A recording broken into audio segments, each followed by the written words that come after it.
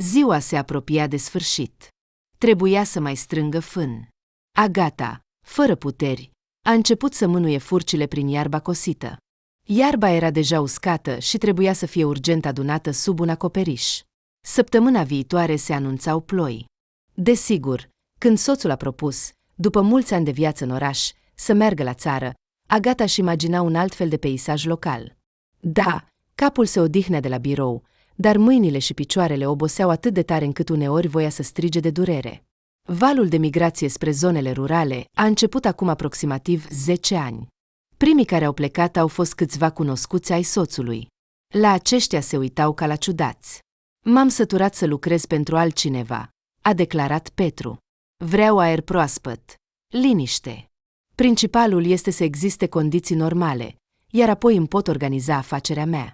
Petru și soția sa au ales să se ocupe cu brânzeturile. După 5 ani, aveau deja o mică fabrică. Unii, după astfel de vești, au început să se gândească și ei. Și acum 3 ani, Agata, împreună cu Oleg și alte 2 familii, au plecat din Sankt Petersburg. După jumătate de an, Agata și-a strâns valizele și a vrut să se întoarcă. Viața la țară s-a dovedit atât de greu încât femeia era gata să renunțe atât la casa ei confortabilă, cât și la gospodărie. Ce a oprit-o atunci? Nu știa nici acum. Oleg, nu mai vreau să cresc porci. Hai să ne ocupăm cu altceva, îi spunea ea soțului. Agata, dar noi facem bani buni din carne, a replicat el imediat. După mutare la țară, au început să crească păsări și purcei, iar cu vacile au avut multe probleme, iar Agata a renunțat imediat la ele. Vreau să încerc agricultură, a declarat ea atunci. Oleg, nu spun că va fi mai ușor, dar nu mai pot ridica mâinile de la greutate. Agata, aici condițiile climatice sunt dificile. Putem câștiga ceva doar în sezon. Pentru a ne dezvolta normal, este insuficient. Oleg, vom pune sere. Nu se dădea bătut soția. Vreau foarte mult să încerc. El a muncit mulți ani și, în ultima vreme, Oleg era foarte obosit. Dar pentru tăierea animalelor angajau oameni specializați. Așadar, procesarea cărnii cădea în principal pe umerii soției. Avea o ajutoare, o vecină. Dar oricum femeile nu se descurcau, iar Oleg nu voia să angajeze oameni suplimentari. Oleg, de ce ne trebuie acești bani dacă stau? Se certa soția cu el. Cu același succes am putea rămâne și în oraș. Agata, nimeni nu știe ce va fi mâine, a replicat el. Poate că nu vom reuși nimic și vom rămâne fără nimic.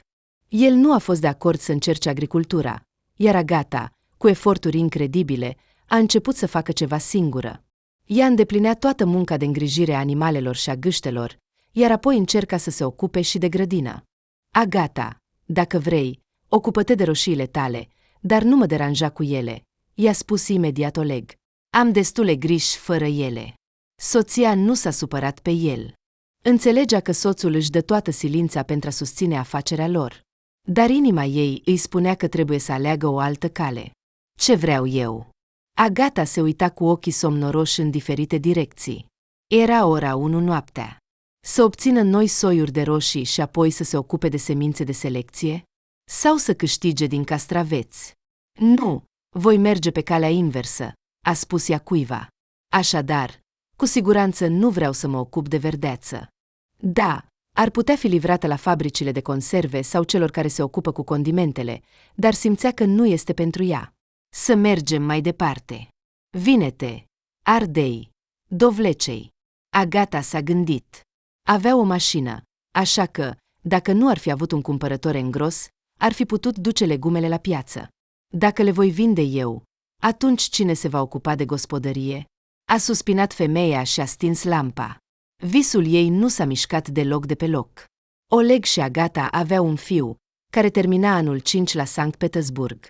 Vitalie nu voia în niciun fel să urmeze exemplul părinților. Mama, eu aici cu voi muri, îi răspundea el Agatei când aceasta îi propunea să se mute la ei. Și de ce mi-ar trebui atunci institutul? Pot hrăni porcii și fără educație. Vitalie, nu sunt de acord cu tine. Educația îți oferă posibilitatea de a gândi pe larg, așa că poți hrăni porci mai productiv și creativ decât o persoană care nu a terminat institutele. Nici nu te gândi, a dat el din cap negativ, Mi-e suficient că în vacanțe stau aici cu voi. Agata înțelegea că fiul ei era încă tânăr și nu putea înțelege că ea și soțul să muncesc nu doar pentru ei, ci și pentru el. A asigura o viață decentă în Sankt Petersburg era foarte greu. Trebuia să muncești fără odihnă. Poate că vă veți întoarce? Îi cerea adesea fiul. M-am săturat de comunicarea noastră la telefon. Aș vrea atât de mult să ieșim undeva împreună în weekend, să vorbim. Fiule, m-am obișnuit deja cu satul meu, suspina mama. Sankt Petersburg pentru mine deja se asociază cu agitația și zgomotul. Ei bine, tu cu porcii tăi ai devenit o adevărată babă, se revolta Vitalie.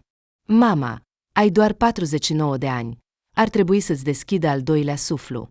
Agata a zâmbit, i-a mângâiat fiul pe cap și ea și-ar fi dorit ca în viața ei să aibă loc schimbări. În inima ei dorea de mult ca Oleg să-și amintească de tinerețe și să-i acorde măcar puțin atenție. El părea că a uitat totul. Agata nu mai ținuse de mult în mâinile ei un buchet de flori, nici măcar câteva sălbatice. De asemenea, uitaseră când au petrecut împreună o seară. Fiecare își termina munca și se ducea în camera lui. Oare a venit bătrânețea? Se gândea cu groază femeia. Parcă nu ne mai trebuie unul altuia. Agata a decis să se strângă în brațe. A încercat să îmbunătățească relațiile cu Oleg odată. Soția a organizat o cină romantică. Mulțumesc, Agata, a fost foarte gustos, a răspuns soțul. El se pregătea să plece.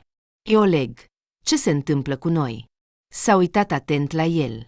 Parcă ne-am pierdut unul pe altul. Despre ce vorbești? Încerca soțul să-și ascundă dezamăgirea. Totul este bine, doar că suntem foarte ocupați. De ce ne trebuie toate acestea, dacă tu poți fără mine, iar eu fără tine? A continuat soția. Oleg, ai nevoie de mine. Vreau să ne amintim din nou cât de fericit este să fim împreună. Dar de ce să complicăm totul? A spus soțul sec. Până la urmă, totul este bine. Ce îți lipsește? Pe tine, a răspuns ea imediat. Oleg, ești aproape, dar parcă ne desparte o prăpastie uriașă. Mi-e foarte dor de tine. Așa că discuția nu a avut loc.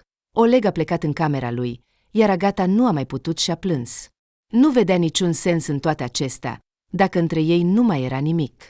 Agata știa cu siguranță că își iubește soțul, dar el, ce se întâmpla cu el? Criza vârstei mijlocii sau altceva? Într-un singur lucru nu putea să se mintă. Soțul a pierdut interesul pentru ea. Și, așa cum se întâmplă de obicei în astfel de situații, Agata a încercat să găsească o ieșire. S-a întors din nou la visul ei, astfel încât durerea nu a fost atât de mare. Și a continuat să se gândească. Mi se pare că nu vreau să mă ocup de plantele alimentare. Fructe, ciuperci, legume. Vreau frumusețe, flori. În cele din urmă, a venit la ea un răspuns. Mă voi ocupa cu florile. Cu ideea ei, Agata s-a apropiat din nou de soț.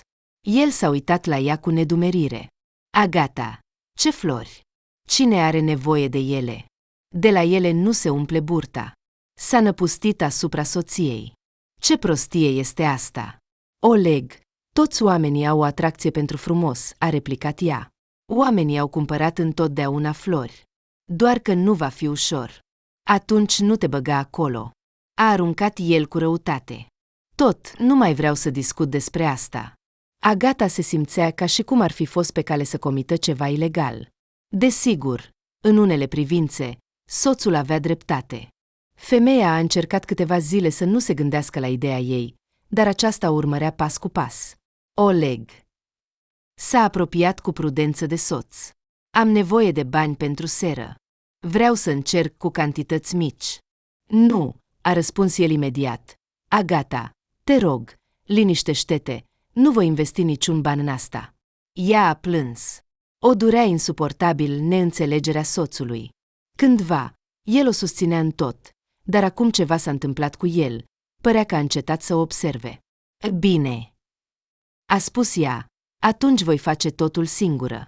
Și s-a îndreptat spre vechile scânduri și alte resturi de material de construcție. A săpat o groapă pentru un stâlp și a început să-l îngroape. Soțul ei a alergat imediat spre ea. Ți-am spus că nu va fi. I-a smuls uneltele. Nu înțelegi. Nu te rog de nimic. A răspuns soția rece. Ei, Oleg, destul. Nu ești stăpânul meu. Ai spus să nu mă implic în această afacere. Nu mă bag la tine. Proastă! A strigat Oleg la ea și s-a îndreptat furios spre casă. Ce idiotă! Murmura el tot timpul. Agata stătea ca și cum ar fi fost pălmuită. Soțul ei nu își permitea niciodată astfel de lucruri. A lăsat lopata și a mers după el. Oleg, nu te oblig să trăiești cu mine. A strigat ea. Nu trebuie să fii soțul meu cu forța. Dacă vrei, pleacă. Ei bine, nu, aceasta este casa mea. A alergat bărbatul spre ea și a început să-i arate cu degetul în față. Nu-ți place. Ia-ți valiza și pleacă de aici. În această casă va fi așa cum am spus eu. Eu sunt bărbat, deci am dreptate. Oleg, ce se întâmplă cu tine? Nu putea înțelege soția. Te-ai înfuriat? Am muncit în această casă la fel de mult ca și tine și am același drept asupra ei și pot face ce vreau. Agata a început să plângă. A ieșit din casă. Inumanitatea lui Oleg a devenit insuportabilă. El s-a așezat pe un scaun. Nici el nu înțelegea ce se întâmpla cu el în ultima vreme. Se răcise complet față de soție. Îl enerva chiar și când o vedea. Nu avea pe nimeni și nu intenționa să o înșele pe Agata, dar soția devenise complet indiferentă pentru el. Idiotă nebună! A luat cheile de la mașină și a ieșit în curte, a urcat în gazela lui și a plecat spre oraș. Nu se simțea vinovat. S-a convins și mai mult că tot ce îi se întâmpla era din vina soției. Pe tot parcursul drumului a înjurat-o. În acel moment dorea doar ca Agata să dispară din viața lui. Voi rămâne la Alexandru, s-a gândit Oleg, apropiindu-se de oraș. Seara vom sta cu el, măcar mă voi odihni de la ea. Alexandru era un bun cunoscut al său. De asemenea, s-a mutat cu familia din Sankt Petersburg, dar după 3 ani de la aceasta a divorțat de soție, din când în când vorbeau la telefon, iar Alexandru îi povestea despre farmecul vieții de burlac. Oleg, salut! L-a îmbrățișat prietenul. Cât de mult nu ne-am văzut. Intră repede. Alexandru a pus masa repede. Bărbații au băut, iar lui Oleg i-a fost mai bine. Te invidiez. Nu ai soție, nu te mai chinuie nimeni, a suspinat Oleg, iar eu mă chinui cu a mea, m-a enervat complet. Oleg, în viață sunt atât de multe femei minunate, și anume singure i-a făcut cu ochiul prietenul. Știi, sunt atât de fericit că am divorțat de Lidia. Ei bine, da, încă plătesc pensie alimentară, fiica cea mică încă învață, dar altfel nu am probleme. Aș vrea și eu așa, a răspuns oaspetele. Eu sunt pentru relații libere. Nu am nevoie de soție, dar vreau o prietenă care să mă înțeleagă dintr-o privire. Și asta, a înjurat el. Îi spui un lucru, iar ea te privește ca un măgar. Și să facă ce vrea. M-am săturat de această viață infernală. Muncești în fiecare zi, dar pentru ce? Ca să vezi mereu această față urâtă. Se pare că ești în criză, l-a susținut Alexandru. Din experiența mea, fie familia voastră va deveni și mai puternică, fie vă veți despărți. Nu vreau să trăiesc cu ea, a protestat imediat Oleg. De îndată ce va apărea un motiv potrivit, voi depune imediat cererea de divorț. Oleg, nu te mai agita atât. Agata este o femeie bună, dar cu cine nu se întâmplă, îl liniștea prietenul. Nu vreau să o văd, o femeie proastă. Nu se potolea Oleg. Dacă aș avea unde, aș pleca de la ea chiar azi. Alexandru s-a gândit puțin. Ochii lui străluceau de la alcool. Capul era limpede.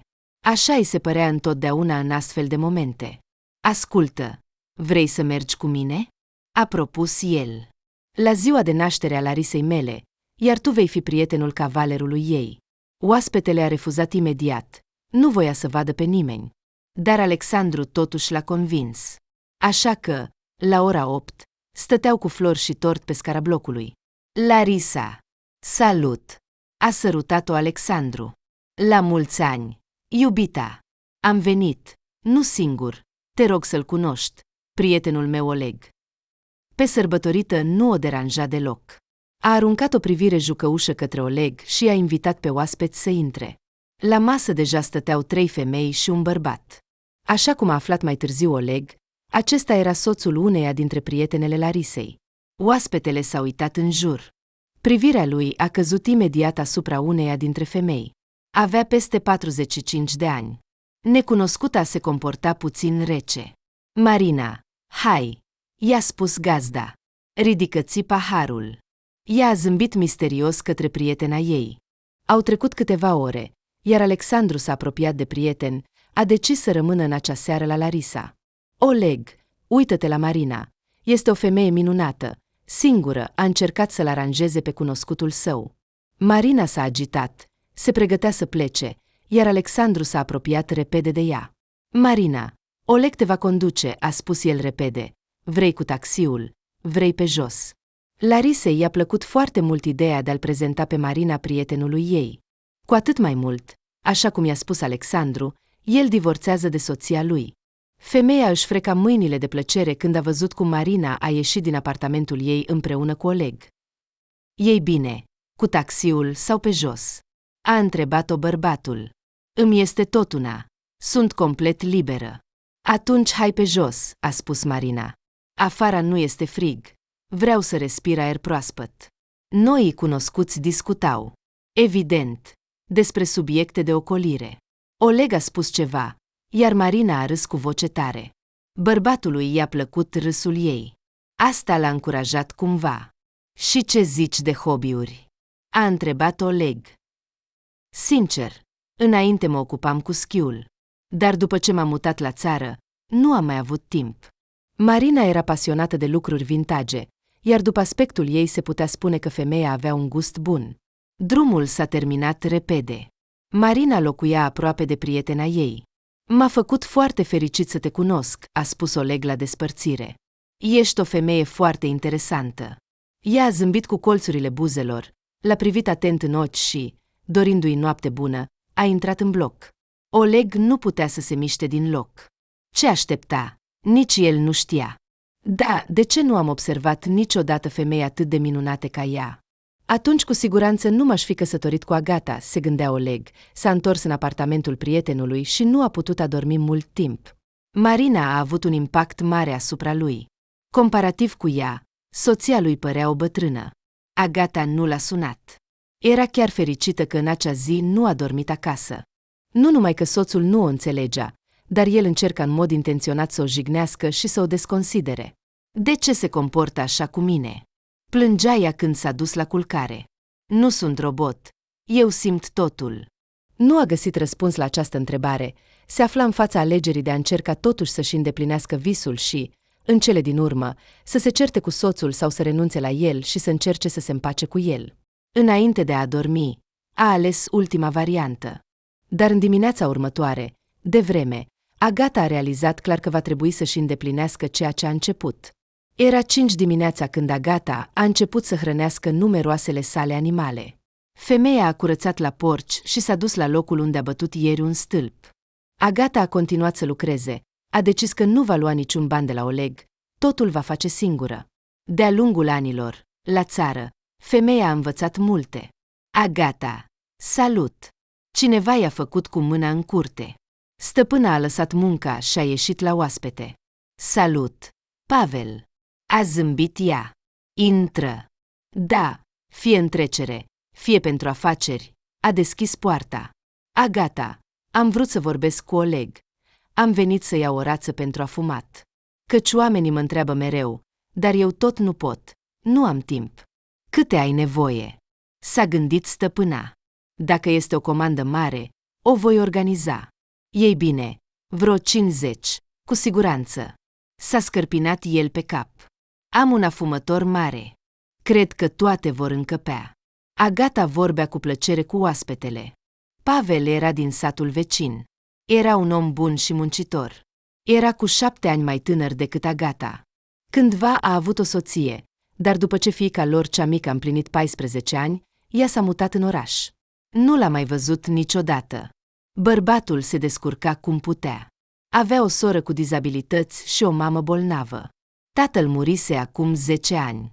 Pavel era unul dintre clienții preferați ai Agatei și ai lui Oleg. Nu a înșelat niciodată banii. Întotdeauna îi returna.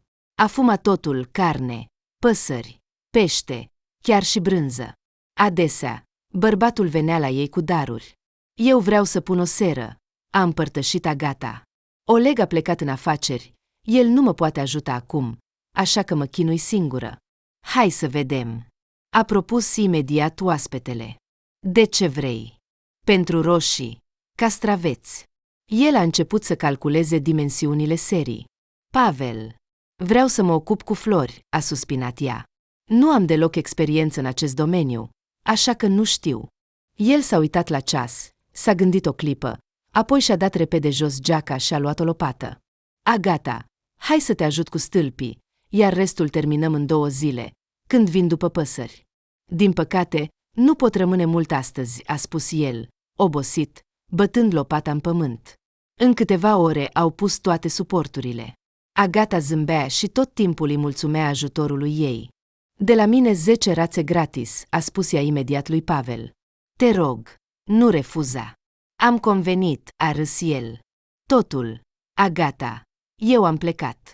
Astăzi vine doctorul la Ecaterina. Mama m-a rugat să-l primesc. Stăpâna i-a făcut cu mâna și, mulțumită, a intrat în curte. Se uita cu bucurie la contururile viitoarei sale sere. A început să se gândească mai departe, din ce să facă cadrul. Aceste lucruri au distrat-o atât de mult de scandalul cu soțul, încât a uitat de el.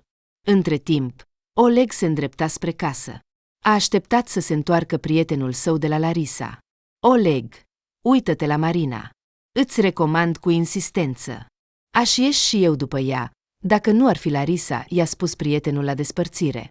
Oleg se întorcea acasă cu o inimă grea. Dar nu putea rămâne mai mult la Alexandru. Agata nu vorbea cu el, la fel cum nici el nu vorbea cu ea. Aproape 2 zile au făcut ca și cum nu s-ar observa unul pe altul, și doar când Pavel a venit după marfă și a început să o ajute pe Agata, Oleg s-a simțit inconfortabil. Pavel, mulțumesc, s-a apropiat el de el. Nu reușesc nimic. Trebuie să plec urgent. Agata, s-a adresat el soției, voi veni mâine seară. Trebuie să discut totul în legătură cu carnea. Ei bine, a răspuns soția, ca și cum nu s-ar fi întâmplat nimic. Dacă e ceva, sună. Ea i-a aruncat o privire fugare lui Oleg. Pavel a părăsit casa Agatei târziu în seară, dar astăzi au realizat o muncă grandioasă. Pavel, îți mulțumesc enorm. Tot timpul, îi spunea stăpâna, în timp ce ei încărcau în remorca lui carnea din frigider. Agata, da, totul este bine. Zâmbea el. Totul, hai, eu am plecat. Mama a sunat deja de câteva ori. La Ecaterina a fost un atac. Ea se teme mereu când începe să tremure. Fata era foarte bolnavă. Pe lângă faptul că avea o malformație cardiacă, era și epileptică. Pavel, de-a lungul anilor, s-a obișnuit, îi părea sincer rău de sora lui. Când avea 20 de ani, visa să strângă suficienți bani pentru a o trata, dar apoi a crescut și a realizat că Ecaterina era bolnavă, incurabilă. S-a împăcat cu asta, așa că făcea tot posibilul să o bucure. Adesea, cumpăra pentru sora lui rochii, genți la modă, pantofi frumoși. Asta îi aducea ei o mare plăcere. De câteva ori, Oleg și Agata au adus ei înși carne la Pavel acasă și l-au văzut pe tatăl lui și pe sora lui. La femeie, pentru prima dată, inima s-a strâns de durere. Ecaterina era cu câțiva ani mai mare decât fiul ei. Anul acesta ar fi împlinit 27 de ani. Oleg s-a dus din nou la cunoscutul său. Nu se poate spune că îi plăcea să bea, dar cu Alexandru se descărca bine. Oleg, astăzi mergem la cafenea. Ochii lui Alexandru străluceau. Vrei, mergi cu noi. Larisa o va invita pe Marina. Oaspetele s-a blocat. Gazda nu a așteptat răspunsul său, a luat decizia pentru el. Așa că a apucat imediat telefonul și a vorbit câteva minute cu iubita lui. Mulțumit, s-a întors înapoi. Ei bine? Am aranjat totul. Își freca mâinile. Astăzi la 7 ne întâlnim. Gândurile despre Marina i-au dat lui Oleg puțin curaj. El a simțit că nu ar fi împotriva să o vadă. Compania stătea în cafenea și vorbea vesel despre ceva. Larisa arunca din când în când câte o privire fie către prietena ei, fie către Oleg. A o pune pe Marina în legătură cu un bărbat bun a devenit o idee obsesivă pentru ea. Nu-i păsa că noul ei cunoscut era încă căsătorit. Principalul lucru era că divorțul era pe cale să se finalizeze. Ei bine, Oleg, o să o însoțești pe Marina? a întrebat prietenul Alexandru, când se pregăteau să plece acasă.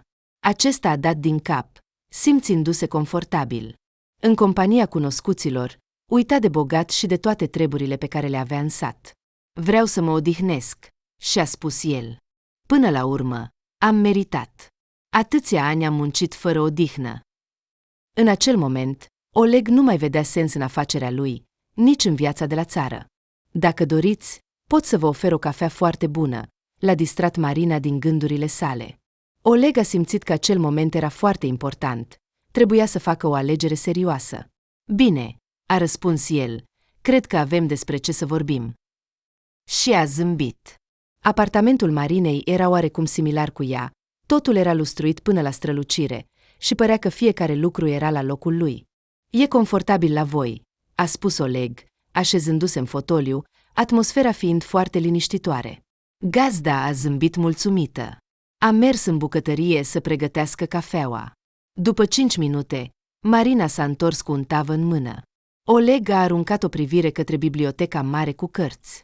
I-a fost rușine. Nu citise nimic de câțiva ani. Aceasta era biblioteca tatălui său. Gazda a prins privirea lui. Îi plăcea foarte mult să citească. Și mie la fel. Pur și simplu ador. Pot lua ceva? A întrebat oaspetele. Marina a dat din cap, iar el a scos una dintre cărți. A citit câteva rânduri cu voce tare și a eitat. În interiorul lui, ceva se opunea puternic. Dintr-o dată, în fața ochilor lui a apărut Agata. Oaspetele s-a apropiat brusc de femeie. Ea și-a plecat privirea, iar Oleg a prins-o de mână. În acel moment, dorea atât de mult să se răzbune pe soția sa. Agata îi părea cel mai rău dușman și dorea foarte mult să-i facă rău. Marina căuta de câțiva ani relații serioase. Înțelegea că nu mai era tânără, așa că nu avea sens să se aștepte la un prinț pe un cal alb. A decis să profite de ocazie. Marina și Oleg s-au trezit a doua zi în jurul orei 10, amândoi fiind mulțumiți. Sper că, după ce ai obținut ceea ce ai vrut, nu vei fugi de mine, a spus iubita în șoaptă. Ei, Marin, ești femeia visurilor mele. A sărutat-o. Sunt sigur că acum nu ne vom mai despărți niciodată. Dintr-o dată, telefonul lui a sunat. Oleg a văzut numărul și l-a închis. Între timp, Agata se ocupa de porci. A observat brusc cum unul dintre ei a căzut pe picioare. Gazda l-a atins cu mâna. El era tot în flăcări. O, Doamne! Numai nu această ciumă! Agata, îngrijorată, a ieșit să-l sune pe soț, dar el nu răspundea. Soția a încercat de mai multe ori să-l sune pe Oleg. El nu răspundea. Ea plângea, s-a întors din nou la animale. Pe podea erau deja 5 porci. Femeia s-a aruncat asupra efectivului mare. Printre ei erau și 3 porci bolnavi. Agata a sunat medicul veterinar și a început să pregătească un nou țarc pentru a-i muta acolo, crezând că animalele sunt sănătoase. Africana, a pronunțat medicul sentința mortală. Agata, îmi pare foarte rău. Trebuie să-i avertizăm pe ceilalți. Vasir, ce să fac? Plângea Gazda. Toți vor muri. Doamne, ce nenorocire! Nu poți face nimic. Trebuie să incinerezi cadavrele și apoi să dezinfectezi totul, a spus el cu un ton de supărare. Ciuma africană nu se tratează. În 2 zile va dobor tot efectivul. Agata a încercat să lupte, a dus porcii sănătoși în altă încăpere. Porcii care au murit primii erau deja în stadiul termic. Nu, femeia alerga în jurul lor. Era simultan speriată și disperată. Se tot apuca de telefon, dar soțul ei era inaccesibil. Agata a sunat la Pavel. Pavel, avem ciumă africană, porcii se prăbușesc, 2 au murit deja. Vorbea printre lacrimi. Nu știu ce să fac, cum să incinerăm cadavrele. Vin imediat, a răspuns bărbatul. Dacă e o nenorocire, atunci e o nenorocire, a adăugat el și s-a apucat să se îmbrace. Într-o oră urma să vină și veterinarul. Trebuia să le facă tuturor animalelor o injecție letală pentru a le omori fără sânge. Au venit și alte servicii oficiale. Agata părea că se află într-un vis. A trebuit să amenajeze un crematoriu în curtea ei. În total, au murit 20 de porci mari, 32 de tineri și 50 de purceluși. La Pavel și Agata s-au alăturat câțiva oameni. Până la ora 10 seara, totul s-a terminat. Gazda le-a mulțumit ajutoarelor și, clătinându-se, s-a dus în casă, prăbușindu-se pe pat. Nici măcar nu avea puterea să se gândească că s-ar fi putut întâmpla ceva cu Oleg, soțul, însă era pe culmile fericirii, a blocat numărul soției și se dedica pasiunii cu iubita sa. Marina l-a captivat atât de mult, încât a decis să rămână cu ea încă o zi. A venit acasă a doua zi la prânz, când s-a întâmplat tragedia. Agata nu se putea ridica din pat. Întreaga ei ființă era străbătută de durere, iar capul îi era amețit. Oleg a simțit miros de fum și s-a îngrozit. Și imediat a avut un sentiment rău. A intrat în casă. Agata, ce s-a întâmplat? A spus el în loc de salut. A ars ceva? Da, tot efectivul nostru de porci. Am avut ciumă africană. Ieri am adormit pe toți cei vii și i-am incinerat. A reușit să spună ea. Ce? A strigat Oleg cu groază. Nu se poate. A ieșit în curte. Doamne, este o avere. Peste 1.000.000 pe fereastră. A alergat în casă ca un săgeată. Agata se ridicase deja din pat. Soțul era foarte supărat. Oleg, ieri te-am sunat toată ziua. Ea s-a uitat la el din colțul ochiului. Unde ai fost? Am rezolvat niște afaceri, a răspuns el cu furie. Mi-am pierdut telefonul. E bine că l-au găsit. Altfel nu știu ce aș fi făcut. Dar ai fi putut suna de pe alt număr. Agata a simțit și ea o mare supărare. Am încercat, dar nu am putut să-mi amintesc numărul tău, s-a justificat el. Vreau să știu cum s-a întâmplat că am rămas fără porci. Ceva din interiorul lui Oleg a decis să nu o mai ierte pe soție.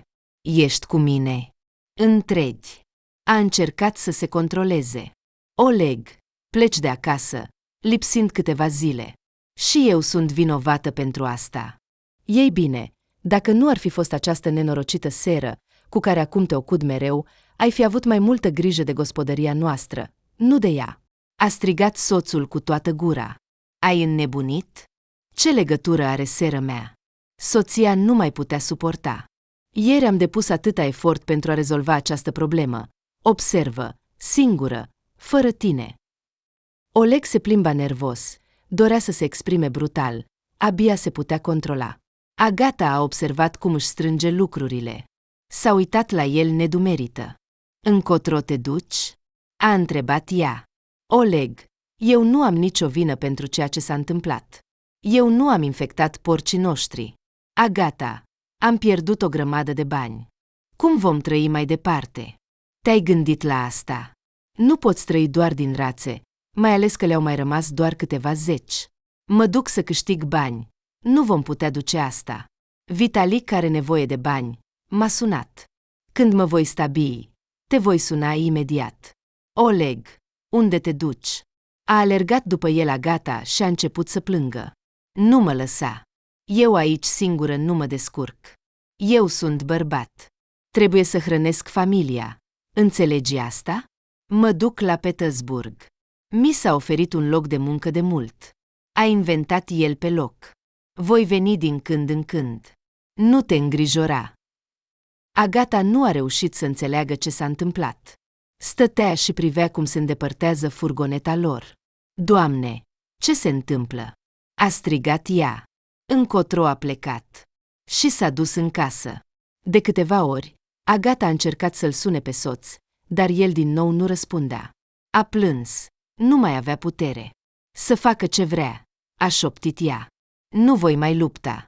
Dacă vrea să lucreze în Petersburg, să lucreze. În acea zi, Agata se simțea ciudat. O durea foarte tare. Simțea trădarea din partea soțului. I se părea că faptul că el a părăsit-o acum era un act groaznic. Din păcate, Agata nu știa cel mai important lucru. A trecut o săptămână. Soțul suna din când în când, povestind că s-a angajat. Oleg, poate ar trebui să renunț la tot și să vin la tine. A propus soția. Nu acum, a răspuns el imediat. În câteva luni, 5 sau 6. Lasă-mă să mă așez bine. Și Agata a decis să se întoarcă la seră. Era aproape sfârșitul lunii octombrie și voia să încerce ceva primăvara următoare. Ea și Pavel deja acoperiseră seră cu folie, așa că putea începe să lucreze.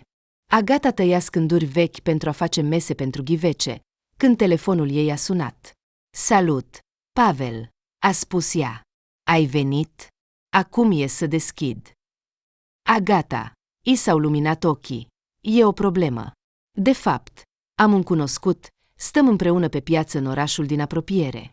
Am început să discutăm despre asta și s-a dovedit că are un prieten care se ocupă cu flori.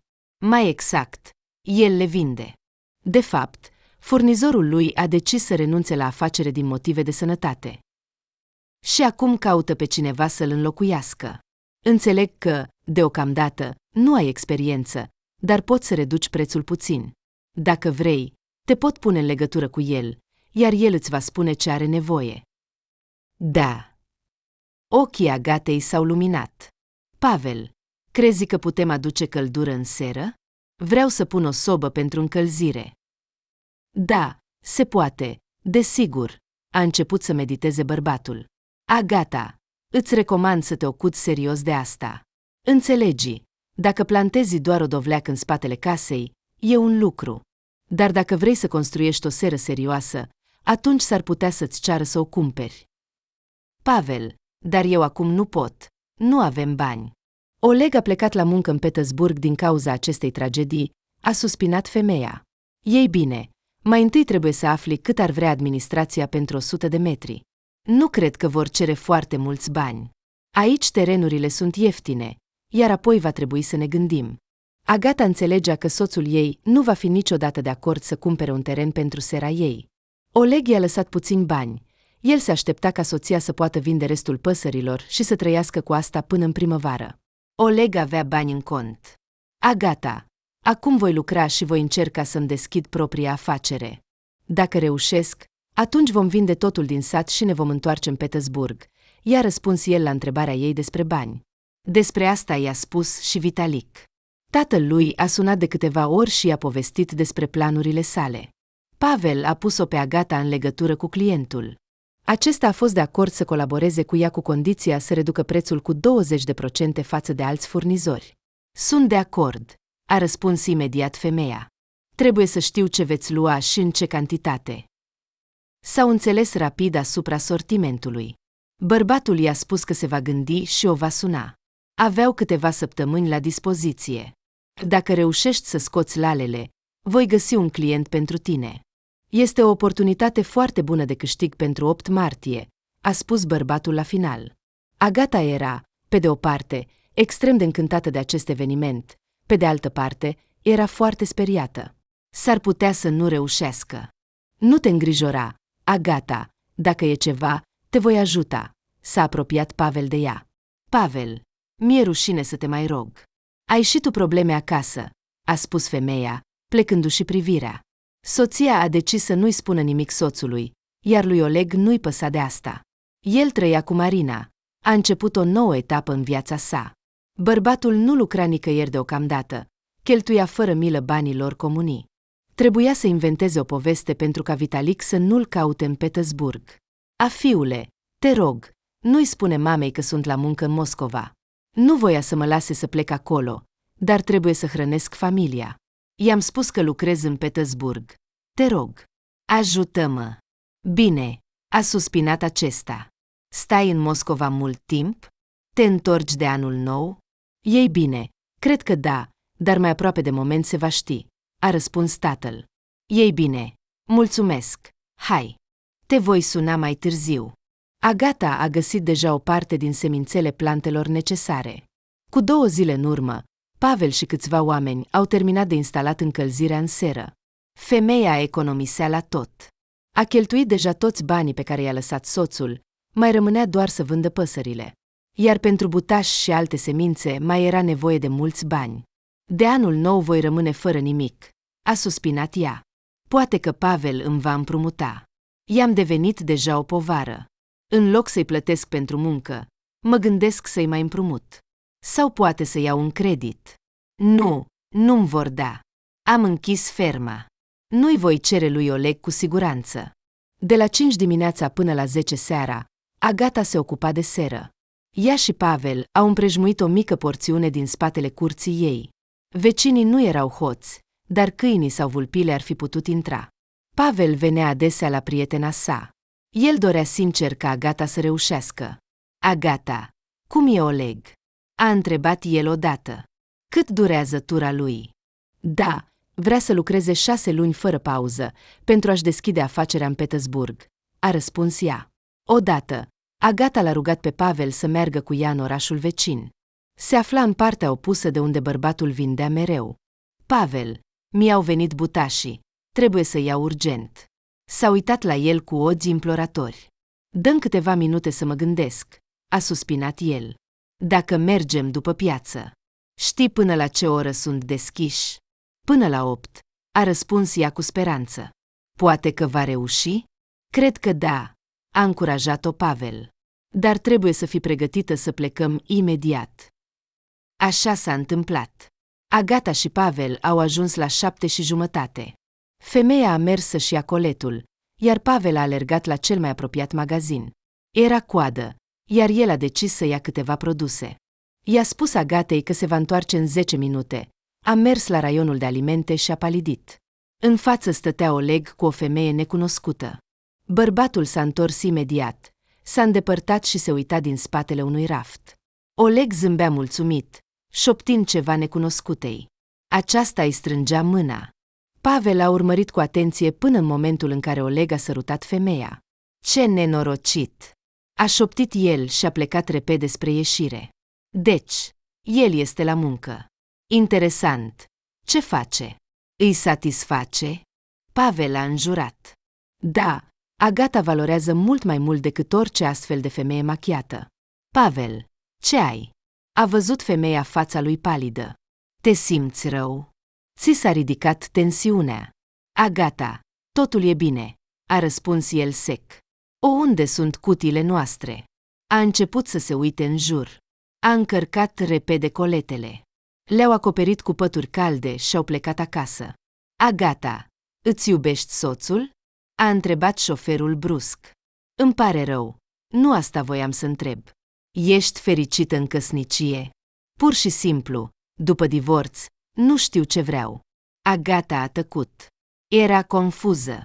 Să-i povestească lui Pavel că Oleg nu mai are sentimente pentru ea de mult. Îi era rușine și neplăcut. Pavel, e o întrebare complicată. Nu am un răspuns clar. A încercat să nu-l supere pe bărbat. Dar ai putea divorța de el? Bărbatul era prea supărat pentru a se liniște atât de ușor. Nu știu, a spus ea, plecându-și capul. Dacă ar exista un motiv, atunci da, s-a gândit ea.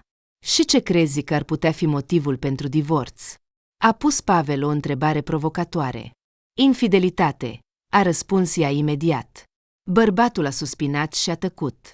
A aflat tot ce voia. Au trecut câteva zile, iar Pavel nu putea decide cum să acționeze corect. Dorea foarte mult să-i spună Agatei totul, dar înțelegea că nu are dreptul să se amestece în viața lor personală cu Oleg. Voi aștepta. Viața îmi va spune singură dacă trebuie să fac asta sau nu, a decis el atunci.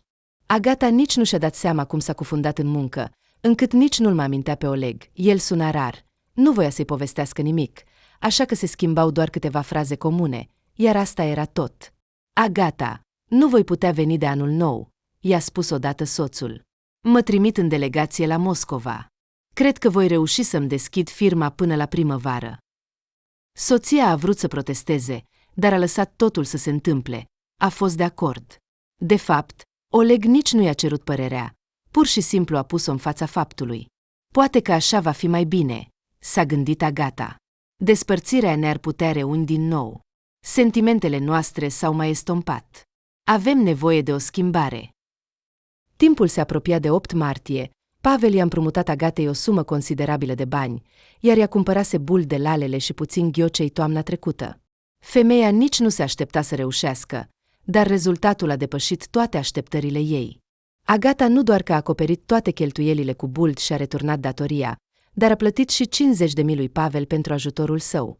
Bărbatul a refuzat categoric să ia acești bani. Pavel, m-ai ajutat atât de mult timp, iar mama ta e bolnavă. Și sora ta. Au nevoie de medicamente constant, i-a răspuns ea rece. Agata a decis să se ocupe de tot în primul an. Au construit o seră mare, așa că putea să se dezvolte. Ei bine, ai reușit. Odată, fiul ei a venit să o viziteze. Mamă, ești un adevărat profesionist. Wow! Totul cu mâinile tale. Ai flori și răsaduri. Și ce sunt aceste bețe? Zmeură, afine, a zâmbit ea. Vitalic, tatăl tău a fost categoric împotrivă, așa că nu știe nimic. Te rog, nu-i spune. Ei bine, a suspinat fiul. Era deja sătul să-i apere pe fiecare dintre ei. Ei, mamă, ce se întâmplă între voi? Nu a rezistat. Voi divorțați? De ce ai decis asta? S-a mirat ea. Vitalic, înțelegi, după atâția ani de căsnicie vine oboseala, așa că uneori trebuie să trăiești puțin separat. Sper că, dacă divorțați, nu voi afla despre asta ultimul. Nu o asculta. Băiatul avea o senzație foarte clară că toate acestea nu sunt de bine. Timpul trecea, iar banii lui Oleg se terminau foarte repede. El și Marina cheltuiseră 300.000 din 500. Oleg înțelegea că trebuie să se întoarcă acasă în aprilie. Oleg, cât timp ne mai putem ascunde, ca niște adolescenți? A început să-i spună Marina. Ei bine, dacă ne-am decis deja. E timpul să depui cererea de divorț. Vom locui în apartamentul meu, iar pentru partea ta vom cumpăra o mașină și vom pune bani în cont. Din câte înțeleg, casa voastră e bună, așa că vor da mult pe ea, iar toată gospodăria va fi împărțită pe jumătate. Iubitul a fost nevoit să mintă puțin Marinei despre gospodărie. Nu i-a spus nimic despre ciuma africană, din cauza căreia au pierdut tot efectivul, așa că iubita vedea perspective foarte bune. Speră că, după divorț, Oleg va putea obține 5 milioane. Marin, probabil că nu va fi atât de mult. A încercat el să-i coboare așteptările. Oleg, doar nu o compătimești. Fiecare trebuie să câștige pentru fericirea lui, a răspuns Marina nemulțumită. Ce face ea acolo, dacă angajați oameni? Îi arată cu degetul. Da, le spune ce trebuie să facă? Problema cu amantele este întotdeauna aceeași. Bărbatul trebuie să găsească un motiv pentru care soția lui este insuportabilă și de ce nu se poate trăi cu ea. Multe femei cad în această capcană. Nimeni nu se întreabă ce s-ar întâmpla dacă toate acestea ar fi atât de rele, încât oamenii pur și simplu nu ar putea trăi împreună. Desigur, există cazuri în care este foarte greu să divorțezi, dar în general, aceasta este, de regulă, o joacă de-a soțiilor rele, de la care soții, dintr-un motiv oarecare, nu pleacă. Așa că Oleg i-a povestit Marinei despre nerecunoștința Agatei, despre faptul că ea nu face nimic acasă, că el, sărmanul, se ocupa singur de animale, iar acum, în locul lui, pe Agata lucrează 2 persoane, cărora, din nou, Oleg le plătește din propriul buzunar. Evident, Marina urmărea și propriile sale scopuri. A se căsători aproape la 50 de ani cu Oleg părea o perspectivă bună. În primul rând, el va veni imediat la ea cu bani, iar în al doilea rând, va lucra, o va întreține. Marina visa de mult să renunțe la contabilitate, iar Oleg ar putea să o ajute în acest sens. Marin, în primele zile din aprilie voi merge să vorbesc serios cu ea, i-a promis el. Oleg nici el nu înțelegea ce vrea. Nu voia să rămână cu Marina. Dar și când se gândea să plece de la Agata, inima îi strângea și se simțea rău. Oleg s-a apropiat cu prudență de casă, a oprit furgoneta lângă poartă, a intrat în curte, a inspectat întreaga casă, dar Agata nu era acolo. Unde ești? A strigat el. Am venit. Soția a răspuns că vine imediat. Ea își petrecea tot timpul în seră. Bună! Oleg! A zâmbit Agata. Nu te așteptam. Ce mai faci? Ești cu mașina? Da, și tu unde ai fost? A întrebat-o soțul ei. Se uita la mâinile murdare ale Agatei și își dădea seama ce se întâmplă. Hai să-ți arăt. S-a bucurat femeia și a alergat repede spre capătul curții. Acum am afacerea mea. Oleg s-a uitat în jur cu un interes neascuns. Agata era complet novice, iar cum a reușit să-și construiască o seră încălzită din nimic, nu înțelegea. Într-o săptămână, îmi iau cea mai mare comandă, în total, 250.000. Apoi vor mai lua și pe mici. Odată cu recolta, va merge foarte bine. Am luat semințe bine verificate și de selecție. Mă ocup cu roșiile. ardeiul dulce și iute. Da, e greu de crezut, dar trebuie să recunosc că ai reușit. Nu a putut să treacă peste sine și să-și laude soția. Ei, ce să zic, e lăudabil. Așa că, Oleg, acum am afacerea mea, a râs soția. În curând mă duc să-mi fac actele. Și cât te aștept să câștigi? S-a gândit Oleg. Măcar în acest an. Ei bine, în acest an nu va fi mult. Poate 1.000.000. Dar anul următor vreau să mai pun încă 2 sere și atunci mă voi dezvolta bine. A răspuns Agata. Nu știu de ce am avut atât de mult noroc, dar am avut imediat 2 clienți mari și de încredere. Desigur, engros. Adică 2-3 milioane. Poți să faci asta. Se gândea Oleg, avea ceva în minte, dar încă nu vedea clar. Ei bine, poate 5 sau 10, a râs soția, uitându-se cum voi lucra. Și ce clienți vor fi? Oleg a decis să nu înceapă discuția despre divorț. A văzut că Agata ar putea câștiga din noroc. Dacă își va face afacerea, atunci la divorț, jumătate va fi a mea, se gândea Oleg. Interesant, cât voi putea câștiga din vânzarea părții mele. Dar ce-ar fi dacă aș cumpăra partea ei pentru câțiva bani? I-aș da partea ei pentru casă și aș dezvolta aici o afacere cu plante? Clienții vor fi deja pregătiți. Cel puțin, câțiva sunt deja. În mintea lui Oleg se învârteau milioane pe care le-ar putea câștiga fără să facă nimic. Pentru a obține totul acesta, trebuia să joace puțin. Răceala lui Oleg s-a transformat în semne de grijă. Agata uitase deja când a fost ultima dată așa. Au petrecut 3 zile de neuitat, iar Oleg trebuia să plece. Să nu te obosești prea tare. La revedere, a sărutat-o pe soție. Asta e afacerea, dar tu ești singura mea. Mi-ar plăcea să las totul și să mă alătur ție, dar nu pot. Iartă-mă. A doua zi, Pavel a venit la Agata. A observat imediat cum femeia strălucea de fericire. Oleg venise. I-a spus imediat: Pavel, sunt atât de fericită. Totul se aranjează. Prietenul o privea cu compasiune. Știa ceea ce ea nu știa și era foarte supărat. Nemernic, se gândea el, cum poate fi atât de josnic? Nu te mai vrea. Iar Oleg s-a întors la amanta sa cu vești bune.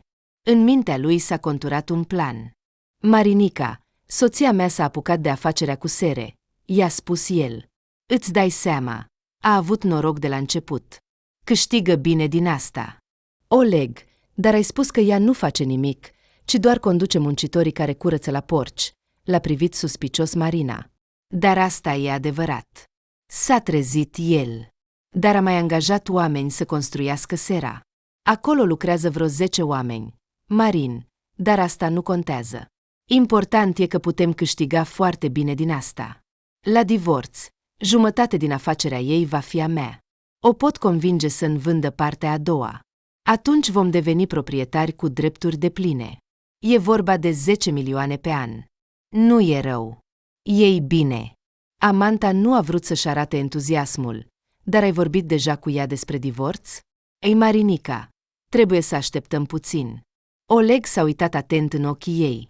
Ea trebuie să-și facă actele în următoarele luni. Dacă acum mă despart de ea, nu voi obține nimic. Argumentele lui au părut rezonabile amantei, așa că a decis să aștepte și ea. Astfel de venituri o nebuneau, iar ea deja își făcea planuri cu banii lui Oleg. Pavel o ducea din când în când pe Agata. Acum putea să-i plătească munca.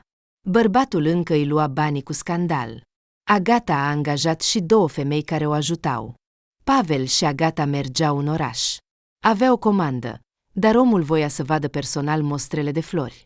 El nu putea veni acum la ea. Pavel a dus în clădire 3 cutii, iar Agata a mers să negocieze. Aproape o oră a purtat negocieri. Omul a fost de acord cu condițiile ei. Femeia a suspinat. Unele flori le-a semănat prea mult din neștiință, așa că trebuia să rezolve urgent problema. În mai, nimeni nu le va mai cumpăra de la clienții în gros. Pavel, îți sunt atât de recunoscătoare. Zâmbea mulțumită femeia. Ascultă, poate ar trebui să renunți la afacerea ta cu afumătoria și să lucrezi cu mine?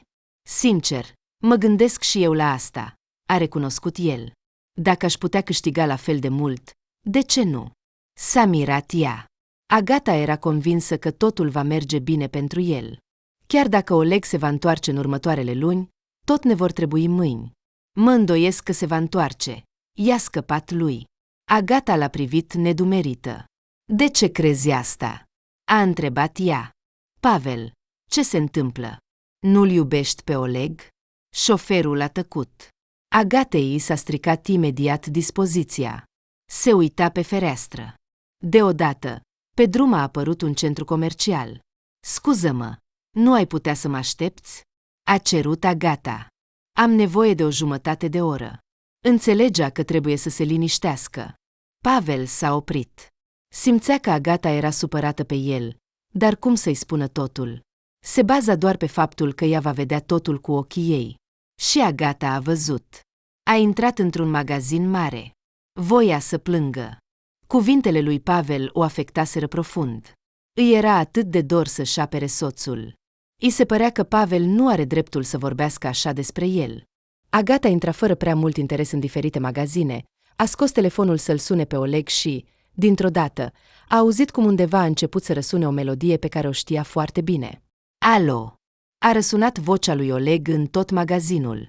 Agata a palidit și a închis imediat telefonul. A observat cum, de după umerașe, stăteau doi oameni. De acolo a auzit vocea soțului ei. Ce vrea? A spus Oleg nemulțumit. O să-i sun mai târziu. Marina, ce ai ales? O rochie. Asta e frumoasă. Agata nu se putea mișca. I s-a părut că va leșina. S-a uitat cu grijă. În față apărea soțul ei. Îmbrățișa o femeie frumoasă. Perechea s-a îndreptat spre cabină. Timp de 10 minute, Agata nu se putea mișca. Lacrimile îi curgeau pe obraz. A văzut cum Oleg s-a dus la casierie și a plătit. Apoi a luat o geantă și a ieșit cu necunoscuta de braț. Pe drum, s-au sărutat de câteva ori. Agata s-a îndreptat spre ieșire. Se simțea foarte rău și s-a așezat pe o bancă. A trecut mai bine de o oră. Pavel a început să se îngrijoreze. A sunat-o pe Agata. Ea nu a răspuns imediat. Pavel. A auzit vocea ei și a înțeles că Agata plângea. Iartă-mă, dar nu pot. Unde ești? Bărbatul a ieșit din mașină, îngrijorat. Agata, spune-mi unde să te găsesc?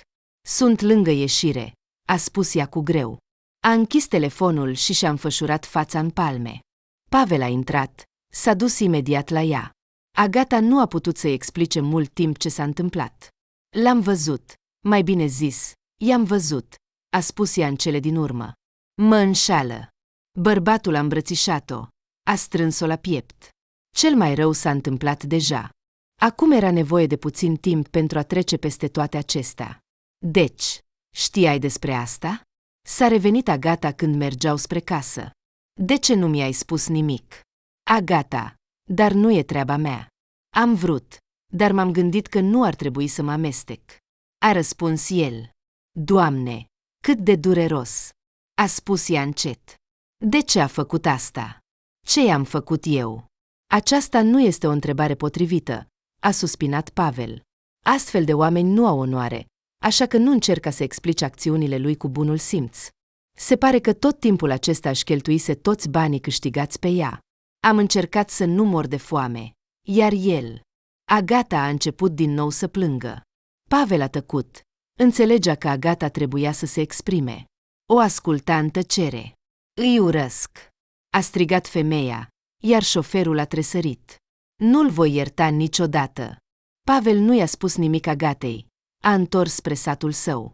Distanța dintre ei era de 12 kilometri. Se spera că acasă va putea să se liniștească puțin. Ecaterina zâmbea fericită. Fața ei palidă s-a îmbunătățit mult datorită asta. Cu cârje a ieșit și mama. Agatei i-a fost puțin rușine. Aceste femei aveau atât de multe probleme. Amândouă nu puteau rămâne singure mult timp, iar Agata era o femeie sănătoasă. Astăzi am copt o plăcintă, a anunțat Ecaterina. Hai să bem ceai. A mers spre bucătărie. Ecaterina mergea mai încet decât o persoană obișnuită. Putea să facă treburile din casă.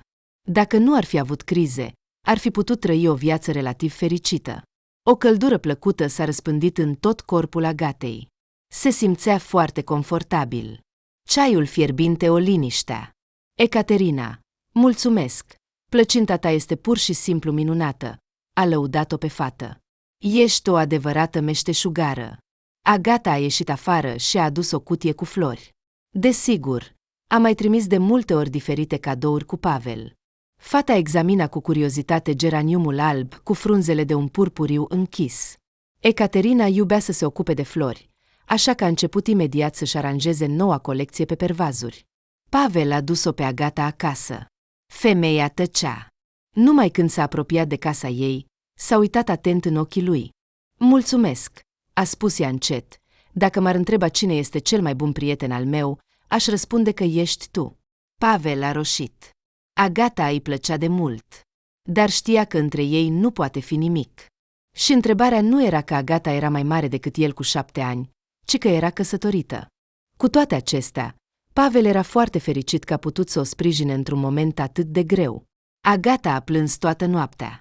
Trebuia să-i spună cumva despre toate acestea fiului ei. Nu știa cum va reacționa Vitalic, așa că era puțin frică. După câteva zile, Oleg a sunat. Era foarte bâlând, grijuliu. Agata abia se mai ținea pe picioare. Agata, ce s-a întâmplat? Ești bolnavă? A întrebat el cu emoție. Poate ar trebui să vin? Nu. A răspuns imediat Agata. Pur și simplu mi s-a ridicat tensiunea. Oleg, totul e bine. Agata, ai terminat actele pentru afacere? A întrebat Oleg pe neașteptate. Și atunci Agata a realizat. A văzut clar despre ce era vorba. La început a vrut să-l trimită, dar apoi s-a răzgândit. Da, a spus ea. Oleg, totul este pregătit. Ce voiai? Era pregătită să audă despre divorț. Oleg a așteptat. Trebuia să se asigure. S-a despărțit de soția sa și i-a promis că o va suna în curând. Dar ce nemernic! Agata nu se putea liniști. Așa că, iată, aceasta era cauza bâlândeții și iubirii lui. Vrea pur și simplu să-mi ia afacerea, în care am investit atât de multă muncă, iar el, nenorocitul, nu a mișcat nici măcar un deget. Agata nu își găsea locul. Acum, când totul se aranjase, ar putea să piardă totul. A sunat-o pe Pavel și i-a cerut sfatul. Hai să mă întâlnesc cu tine când mă eliberez, a răspuns el. Am o treabă urgentă acum, nu pot să o las. După amiaza s-au întâlnit. Oaspetele și gazda au băut ceai și s-au gândit cum să rezolve această problemă. Înțelegi, dacă lași totul așa cum este, vei pierde seara ta și tot ce este în ea. El poate merge pe principiu și va declara la administrație că folosești ilegal terenul de stat. Dacă acum îți faci actele pe numele tău, atunci jumătate din tot va fi a lui la divorț. Pavel, nu știu ce să fac. O să înnebunesc, a plâns Agata. După divorț, aș putea obține jumătate din casă și afacerea mea. Atunci aș putea să-mi cumpăr repede o locuință și să continui să mă dezvolt în această direcție. Dar ce ar fi dacă aș înregistra acest teren pe numele altcuiva? I-a venit lui Pavel o idee. Atunci nimic nu îi va reveni lui. Pe numele tău, i s-au aprins ochii. Te rog, ai putea să mă ajuți cu asta. Înțeleg că nu e simplu, dar eu voi plăti toate impozitele, iar după divorț, îți voi răscumpăra totul fictiv. Te rog. Și el a fost de acord. Nu putea să o lase pe Agata în necaz. Le-a trebuit o săptămână pentru a termina toate treburile principale, iar apoi încă aproximativ 3 săptămâni. Tot acest timp, Agata a vorbit cu soțul ei cu reluctanță. În cele din urmă s-a decis. Bună, Oleg. A sunat ea. Trebuie să vorbim serios. Ce s-a întâmplat? S-a alarmat soțul. Agata, ai probleme cu Sera? Nu am probleme. Oleg, problemele sunt ale tale, a spus Agata rece. Te rog, hai să evităm scandalurile și istericile. Știu că ai o amantă. O cheamă Marina. Nu a fost nicio tură. Ai trăit tot timpul cu ea. Soțul a tăcut. Se străduia să găsească o poziție mai avantajoasă pentru el. Agata a tăcut și ea. Agata, nu știu cine ți-a spus asta. Vocea lui tremura. Nu am avut pe nimeni în afară de tine. Dar chiar voiam să cer divorțul. Am făcut tot ce am putut pentru a salva familia noastră. Dar, cred că nu ne mai iese nimic. Oleg, nu minți, te-am văzut pe voi doi, a izbucnit Agata. Ne întâlnim în instanță. De ce instanță? Putem rezolva toate detaliile la notar. A replicat imediat Oleg. Nu avem nicio pretenție unul față de celălalt. Nu, a răspuns soția rece. Bine, atunci ne întâlnim la notar. Te voi suna când îmi va fi convenabil. A închis telefonul și a început să-și șteargă lacrimile. Nesimțirea și ipocrizia lui Oleg erau pur și simplu dezgustătoare. Pavel a intrat la Agata și a văzut că tremura de plâns. Corpul ei slab se cutremura de durere și suferință. A simțit o durere chinuitoare. S-a apropiat de ea și a mângâiat-o pe cap. Totul va fi bine. Te voi ajuta. S-a ridicat și l-a îmbrățișat. Avea nevoie de sprijinul cuiva. Pavel a fost foarte fericit de asta. A mângâiat-o tot timpul pe păr. I-a spus cuvinte frumoase. Agata a încetat să mai plângă și s-a liniștit. Te iubesc, a spus el pe neașteptate. Ai nevoie de mine. Te iubesc, a spus el pe neașteptate. Ai nevoie de mine, Agata. Ești cea mai bună femeie din lume. Ea l-a privit cu uimire și nu s-a gândit niciodată la asta. Nu cer un răspuns de la tine. E suficient că pot să te văd. El a înțeles-o. Dacă simți în inima ta același lucru, atunci spune-mi pur și simplu. După 2 săptămâni, Agata a venit la notar. Mai bine zis, a fost adusă de Pavel. El s-a oferit să o însoțească în această afacere, iar pe deasupra avea toate documentele în caz că Oleg va începe să se opună. Agata se uita cu groază cum Oleg mergea de braț cu Marina. Atunci a înțeles că niciodată nu a știut cât de josnic era soțul ei.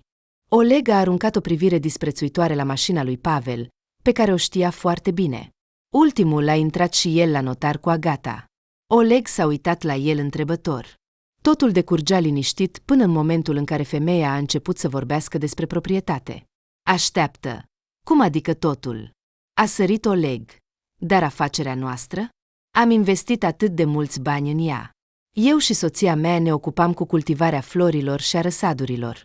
Pur și simplu s-a întâmplat că afacerea era înregistrată pe numele ei. Agata se uita șocată la Oleg, desigur, își dădea seama încotro o ducea, dar să mintă atât de obraznic era deja prea mult. Pavel era de asemenea foarte surprins. Ce afacere? Nu putea înțelege notarul. Nu am niciun document. Ea a început să răsfoiască hârtiile. Îmi pare rău, dar a fost o neînțelegere. A aruncat Agata o privire furioasă către Oleg. Fostul meu soț nu a fost acasă de mult timp, așa că nu știe că terenul pe care antreprenorul a pus sera a fost cumpărat. L-am ajutat. Dar nici eu, nici soțul meu nu avem nicio legătură cu această afacere. Minți. Tu ai lucrat acolo singură, a sărit Oleg, pot dovedi asta. Voi aduce vecinii, iar eu am dovezi. A întins Pavel documentele. Uitați, priviți. Da, nu aveți nicio legătură cu asta, a concluzionat ea, așa că afacerea voastră este încheiată. Nu, din cauza ei am pierdut toți porcii mei. M-a jefuit, a strigat Oleg ca un tăiat. Soția mea trebuie să-mi plătească despăgubiri. Dar toate aceste întrebări ar trebui să le rezolvați prin instanță. La notar puteți rezolva afacerile prin acord mutual, a suspinat femeia. Oleg a angajat avocați, a umblat prin instanțe, dar nu a dovedit nimic. Nu avea cu ce să se lege. La început a cerut pentru casă o sumă atât de mare încât nimeni nu ar fi cumpărat-o. Astfel, a încercat să se răzbune pe soție. Dar Agata continua să locuiască în casa lor, Oleg nu o putea da afară. Mai mult, el însuși nu locuia acolo. Oleg, dar fă deja ceva, striga Marina. Ai rămas fără nimic. A trebuit să vinzi camioneta. Nu ai primit bani de la porci de la ea. Trebuie să vinzi casa. Ce aștepți? După câteva zile, fiul lui a sunat. Vitalic o susținea pe mamă. Nu vreau să te mai văd, a declarat fiul. Și să-ți minte, ceea ce ai făcut mamei, nu-ți voi ierta niciodată. Oleg s-a supărat câteva momente și apoi s-a liniștit. Și degeaba. Marina simțea că a fost înșelată. A început să-i sugereze lui Oleg că aceasta era apartamentul ei. Ai, Oleg, lucrez, a spus ea într-o zi. Îmi pare rău, dar tu ești bărbat. Trebuie să întreții familia. Marina a uitat repede de banii pe care i-a cheltuit el pe ea în tot acest timp. Marin, dă-mi voie să termin treaba cu casa, i-a răspuns nemulțumit amantul. Vezi că nu-mi iese nimic. Dar eu nu sunt vinovată pentru asta, a strigat ea furioasă. Alege. Fie îți găsești un loc de muncă și vei locui în apartamentul meu, fie. Marin, ești în mintea ta? Nu pot să cred cuvintele tale. Oleg, da, din cauza ta m-am despărțit de Agata. Cum poți să vorbești așa? Din cauza mea.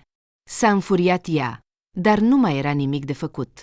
Când ne-am cunoscut, ai spus că ești în proces de divorț. Așa că nu am nicio vină și, în general, nu vreau să te mai văd în apartamentul meu. Marin, unde să mă duc? Oleg a palidit. Nu am unde să locuiesc. S-a uitat la amantă cu disperare. Și eu nu am aici un adăpost pentru săraci și nevoiași, a declarat gazda. Dacă nu ești plecat în o oră, voi chema poliția. Și totuși, Oleg a fost de acord să vândă casa. Agata i-a dat partea ei, dar femeia nu dorea să locuiască acolo. Începea o viață nouă și voia să lase toate amintirile în trecut. Agata a pus casa la vânzare. Salut! A venit Pavel la ea. Ei bine, cu ce te pot ajuta? Zâmbea el mulțumit. Pavel, simt și eu asta, a spus ea pe neașteptate. Te iubesc. Ai nevoie de mine. Bărbatul a ridicat-o în brațe și a început să o sărute. Agata râdea fericită. Se simțea ca la 20 de ani. Pe imensul lor teren, Pavel și Agata au construit o nouă casă. Au mutat acolo mama și sora lui. Soț și soție s-au ocupat serios de afacerea cu flori. În al doilea an, aveau deja 3 sere imense. Au angajat oficial 5 oameni. Uneori, Vitalic venea la ei cu soția. La început, nu a reacționat prea bine la vestea că mama se va căsători cu Pavel. Dar după ce a venit în vizită și a văzut cât de fericită era, nu te-am văzut niciodată așa cu tata, i-a spus el cu uimire. Mă bucur foarte mult pentru voi. Au trecut câțiva ani și Agata a uitat complet că a fost căsătorită cu Oleg, numai fiul îi mai amintea uneori despre asta. Pavel și Agata lucrau constant. Amândoi vedeau rezultate bune, iar asta îi motiva și mai mult. Ei bine, Oleg nu a reușit să recunoască niciodată că și-a distrus singur viața. Tot timpul blestem a fost a lui soție și povestea tuturor cum l-a jefuit. Era aruncat de la o margine la alta, până când, în cele din urmă, Oleg a ajuns în brațele Tatianei. Era o femeie groaznică, dar măcar nu-l dădea afară, așa că avea un acoperiș deasupra capului și o farfurie cu supă. Și bărbatul era dispus să suporte o astfel de viață, doar ca să nu muncească și să aibă pe cineva lângă el, căruia să-i povestească din nou cât de mult a îndurat de la fosta lui soție.